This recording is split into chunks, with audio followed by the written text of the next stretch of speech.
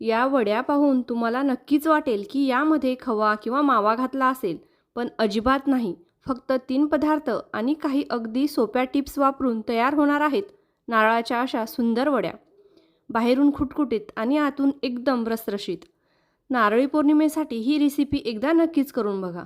नारळी पौर्णिमेला नैवेद्यासाठी किंवा पाहुण्यांसाठी काहीतरी गोड बनवायचं असतं, तर ही रेसिपी अगदी परफेक्ट आहे. वड्या दिसायलाही जितक्या सुंदर दिसतात तितक्याच चवीला मस्त लागतात आणि बनवायलाही फार वेळ लागत नाही. रेसिपीला सुरुवात करण्याआधी तुम्हाला एक छोटीशी विनंती आहे. तुम्हाला माझ्या रेसिपीज आवडत असतील तर प्लीज एक लाईक नक्कीच करा आणि ही रेसिपी तुमच्या मित्रमैत्रिणींनाही शेअर करा. चला तर मग अजिबात वेळ न घालवता लगेच आजच्या रेसिपीला सुरुवात करूया. नमस्कार, मी रसिका. रस्सूची रसोईमध्ये तुमचं सगळ्यांचं मनापासून स्वागत. सर्वप्रथम इथे एक मिक्सरचं भांडं घ्यायचं. मापासाठी तुम्ही तुमच्या किचनमधलं कोणतंही एक भांडं, कप किंवा वाटी वापरू शकता. फक्त सुरुवातीपासून शेवटपर्यंत तेच माप वापरायचं. इथे मी कप घेतला आहे आणि या कपाच्या मापाने आपण 2 कप ओल्या नारळाचे काप घेणार आहोत. नारळाचे काप काढताना पाठीमागचा काळा भाग मी काढून घेतला आहे. त्यामुळे वड्या छान पांढऱ्या आणि दिसायलाही सुंदर होतात. आता यामध्ये याच कपाच्या मापाने 1 कप साखर घालायची आहे. नंतर याच कपाने अर्धा कप दुधावरची साय घालायची आहे. दुधाची साय घातल्यामुळे वड्यांना खूप छान आणि मऊसर टेक्स्चर येतो आणि चवीलाही एक वेगळीच रिचनेस येतं. त्यामुळे शक्यतो साय उपलब्ध असेल तर ती नक्कीच वापरा. साय नसेल तर दूध वापरू शकता. आता हे सगळं मिक्सरमध्ये अगदी बारीक वाटून घ्यायचं आहे. नंतर हे मिश्रण एका नॉनस्टिक पॅनमध्ये काढून घ्यायचं आहे. शक्यतो नॉनस्टिक पॅनचा वापर करा, म्हणजे मिश्रण तळाला चिटकण्याची शक्यता कमी होते. सगळं मिश्रण पॅनमध्ये काढून घेतल्यानंतर आता हा पॅन गॅसवर ठेवायचा. सुरुवातीला गॅसची आच थोडी मोठी ठेवायची, म्हणजे मिश्रण लवकर गरम होईल आणि थोडं सैल होईल. मिश्रण सैल झालं की लगेच गॅसची आच मंद करायची आणि आता मंद आचेवर हे मिश्रण सतत परतत राहायचं आहे. आज आपण इथे 3 महत्त्वाच्या आणि अगदी सोप्या ट्रिक्स पाहणार आहोत. त्यामुळे पहिल्याच प्रयत्नात तुमच्या नारळाच्या वड्या अगदी मस्त रसरशीत आणि खुटखुटीत तयार होतील. काही जणांना हे समजत नाही की वड्याचं मिश्रण नेमकं तयार झालं आहे की नाही आणि ते कधी थापायचं. त्यामुळे ही पहिली महत्त्वाची टिप लक्षात ठेवा. वडीचं मिश्रण तयार होण्यासाठी आपल्याला साधारण 25 ते 30 मिनिटाचा वेळ लागतो. पण तुम्ही जर का याच प्रमाणात वड्या करत असाल तर साधारण एवढाच वेळ लागेल. पण तुम्ही यापेक्षा कमी प्रमाण घेत असाल तर मिश्रण तयार होण्यासाठी थोडा कमी वेळ लागू शकतो. मंद आचेवरच हे मिश्रण आपल्याला सतत परतत राहायचं आहे. सुरुवातीला तुम्ही बघू शकता मिश्रण किती पातळसर आहे. जशी जशी यामधली साखर विरघळत जाईल तसं तसं हे मिश्रण आणखी पातळ व्हायला सुरुवात होईल. सुरुवातीपासून आतापर्यंत साधारण मला 10-12 मिनिटं झाली आहेत आणि आता या मिश्रणाला हळूहळू घट्टपणा यायला सुरुवात झाली आहे. पण अजूनही हे मिश्रण वडी थापण्याइतपत तयार झालेलं नाही. त्यामुळे अजून थोडा वेळ मंद आचेवर हे मिश्रण सतत परतत राहायचं आहे. इथे एक गोष्ट महत्त्वाची आहे. मिश्रण खूप कोरडं करायचं नाही आणि खूप ओलसरही ठेवायचं नाही.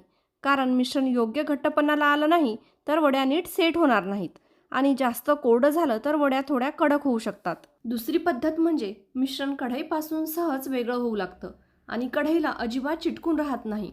तुम्ही पाहू शकता, बघा, आपलं मिश्रण अगदी योग्य तयार झालेलं आहे. आता मिश्रण थापण्याजोगं तयार झालं आहे की नाही हे बघण्यासाठी यातलं थोडंसं मिश्रण एका वाटीमध्ये काढून घेऊया. मिश्रण खूप गरम आहे तर थोडा वेळ गार करून घेऊया. नंतर या मिश्रणाचं हातावर छोटासा गोळा करून बघायचा.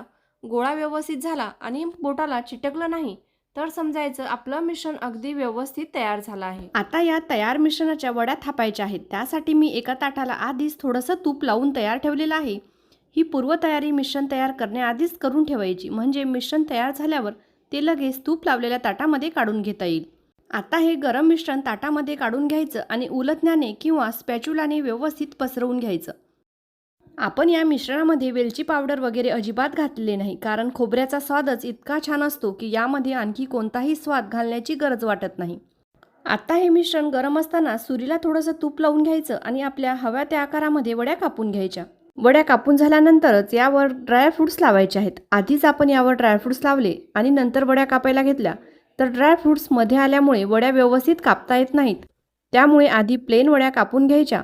त्यानंतर त्यावर पिस्त्याचे कापं घालून हलकंसं प्रेस करून घ्यायचं. त्यामुळे पिस्त्याचे कापं वडीला व्यवस्थित चिटकतील आणि कापताना खाली पडणार नाहीत. त्यानंतर मी इथे थोडंसं केसर दुधामध्ये भिजवून घेतलं आहे. हे केसराचं दूध प्रत्येक वडीवर अशा पद्धतीने लावून घेणार आहे. यामुळे वड्या दिसायलाही आणखी सुंदर आणि आकर्षक दिसतात. तर बघा, पिस्त्याचे काप आणि केसरच्या दुधामुळे आपल्या नारळाच्या वड्या किती सुंदर आणि आकर्षक दिसत आहेत. 10 मिनिटं वड्या सेट होऊ दिल्यानंतर आता लगेच वड्या काढून घ्यायच्या आहेत. बघा, वड्या किती अलगद निघत आहेत.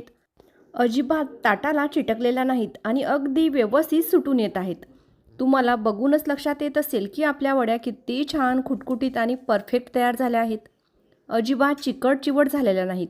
उलट अगदी मऊसर आणि तोंडात टाकताच विरघळणाऱ्या अशा सुंदर रसरशीत वड्या तयार झाल्या आहेत. वडी तुम्हाला तोडून दाखवते. बघा, पाहिल्यावरच तुमच्या लक्षात आलं असेल की वड्या किती छान योग्य टेक्स्चरच्या झाल्या आहेत. या नारळी पौर्णिमेला तुम्हीही अशाच पद्धतीने घरच्या घरी नारळाच्या वड्या नक्कीच करून बघा आणि कशा झाले ते कमेंटमध्ये नक्कीच कळवा. व्हिडिओ आवडला असेल तर एक लाईक करा आणि हा व्हिडिओ तुमच्या मित्रमैत्रिणी आणि नातेवाईकांसोबत नक्कीच शेअर करा. अशाच आपल्या पारंपरिक साध्या आणि सोप्या रेसिपीज पाहण्यासाठी माझ्या चॅनलला सबस्क्राईब करा आणि बाजूला असलेल्या बेल आयकॉनलाही प्रेस करा, म्हणजे नवीन व्हिडिओ अपलोड झाल्यावर त्याची नोटिफिकेशन तुम्हाला लगेच मिळेल. पुन्हा भेटूया अशाच एका छान आणि सोप्या रेसिपीसोबत. तोपर्यंत धन्यवाद.